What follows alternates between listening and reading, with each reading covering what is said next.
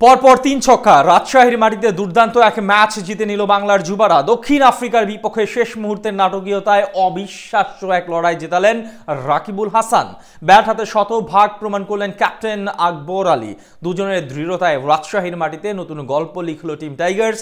রাকিবুল আকবরদের দৃঢ়তায় প্রোটিয়াদের বিপক্ষে অবিশ্বাস্য ম্যাচ জয় নিয়ে বাকিটা জেনে নেব রিপোর্টে। ম্যাচটা হাত থেকে প্রায় ফসকে যাচ্ছিল যখন ক্যাপ্টেন আকবর আলীকে দুর্দান্ত ক্যাচের মাধ্যমে ফেরানো হলো সাজঘরে। তখন বাংলাদেশের পক্ষে কথা বলবে এমন মানুষ পাওয়া ছিল বেশ দুষ্কর, কিন্তু যুব বিশ্বকাপ জয়ী রাকিবুল হাসান বিষয়টা যেন মেনে নিতে পারেননি। শেষ পর্যন্ত লড়াই করার জন্য একাই টিকেছিলেন তিনি।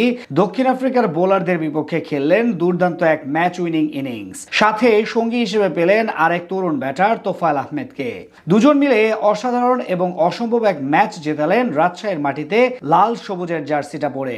নাটকীয়তায় ভরপুর ম্যাচে দেখালেন কিভাবে বাঘের মতো শেষ মুহূর্ত পর্যন্ত বুক চিতিয়ে লড়াই করতে হয়। দীর্ঘদিন পর উত্তরবঙ্গে ফিরেছে ক্রিকেট। বাংলাদেশ ইমার্জিং দলের বিপক্ষে দক্ষিণ আফ্রিকা ইমার্জিং টিম আজ ব্যাট করতে নেমে শুরুটা দারুণ করে দলের দুই ওপেনার মোহাম্মদ মানাক এবং এল প্রিন্স। তাদের উদ্বোধনী জুটি থেকে আসে ৩৯ রান। মাঝে মিডল অর্ডারের ব্যর্থতায় ৭৯ রানে ৪ উইকেট হারায় সফরকারীরা। আহরার আমিনের বোলিংয়ে বেশ দারুণভাবে ঘুরে দাঁড়ায় টিম টাইগার্স। তবে ব্যাট হাতে শেষ দিকে প্রোটিয়াদের জন্য ত্রাণকর্তা হয়ে আসেন আন্দিলে সিমিলানে। তার মাত্র ৩৯ বলে ৬১ রানে ভর করে ৩০১ রানের বড় পুঁজি পায় দক্ষিণ আফ্রিকা ইমার্জিং দল।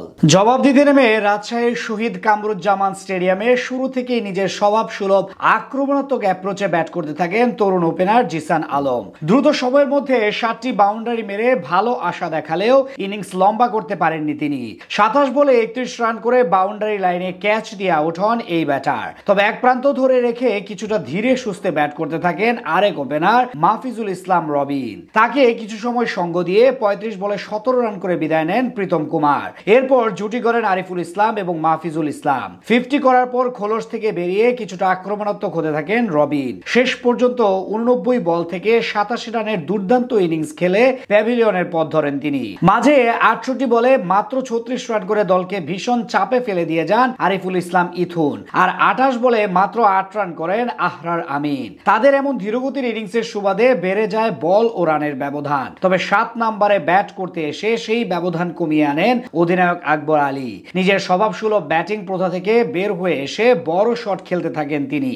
আকবরের একের পর এক বাউন্ডারি হাঁকানোর উপর ভর করে আবারও ম্যাচে ফিরে বাংলাদেশ। শেষ পর্যন্ত মাত্র ২৪ বলে ৪১ রানের ঝড়ো ইনিংস খেলে বিদায় নেন টাইগার ইমার্জিং দলের কাপ্তান। তখন অবশ্য ম্যাচে টিকেছিল প্রোটিয়ারা, কিন্তু শেষ দিকে তাদের পরিকল্পনায় গরম পানি দেন রাকিবুল ইসলাম এবং তোফায়েল আহমেদ। বিশেষ করে ৪৯তম ওভারে টানা ২ ছক্কা মেরে ম্যাচের মোড় ঘুরিয়ে দেন রাকিবুল। শেষ পর্যন্ত তাদের দুজনের নৈপুণ্যে নাটকীয়তায় ভরপুর ম্যাচটা বাংলাদেশের হয়ে যায়। ব্যাট হাতে ১০ বলে ২৪ রান করে অপরাজিত ছিলেন রাকিবুল।